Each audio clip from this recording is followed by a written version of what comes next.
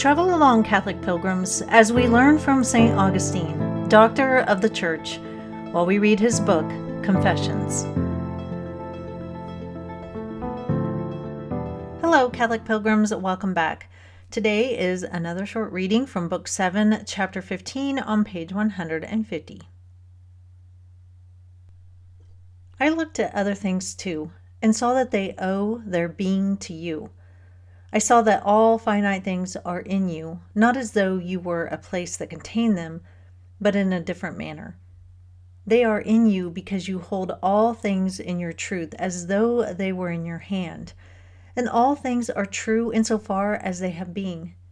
Falsehood is nothing but the supposed existence of something which has no being.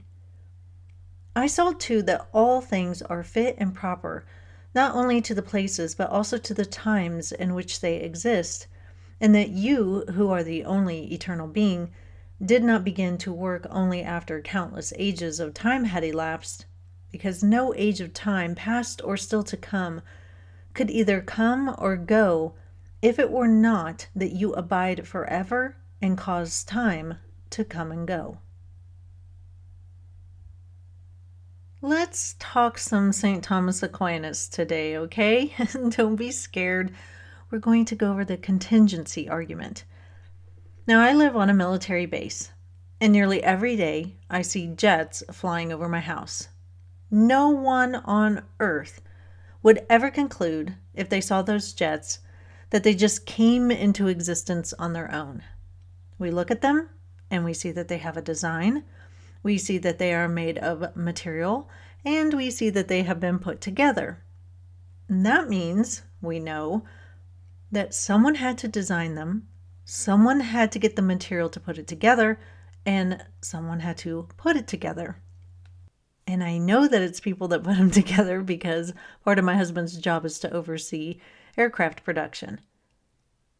So if we just keep going on with this trail here that we're following, well, then we know that the designer is a person that didn't always exist, so who created that person? And we know that the material didn't always exist, so where did it come from? And we know that the mechanics that put the aircraft together didn't always exist, so where did they come from? Well, they came from their parents, who at one time didn't exist. And so those parents had to come from someone else, and so on and so forth, and we just go back on in time, infinite regression. But it has to stop somewhere. All these things owe their existence to someone else, and that someone else is God.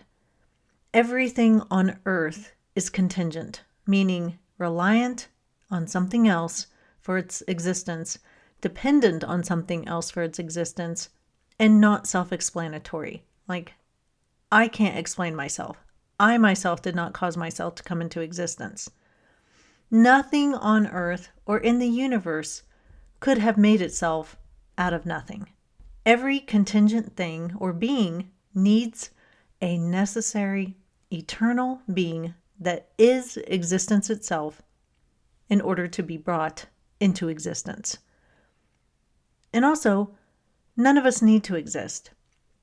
We aren't necessary, but we exist because God has created us, which means that God, by necessity, cannot be a created being. He must be being itself.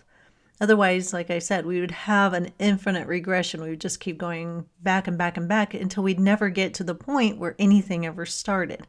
So God has to be that necessary eternal being that is existence itself. This is what St. Augustine is talking about today.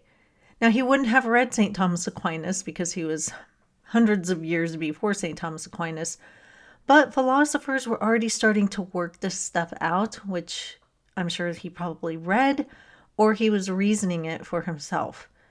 He says, quote, "I looked at other things too, and I saw that they owe their being to you," unquote. This is true. We are contingent, and everything around us is contingent.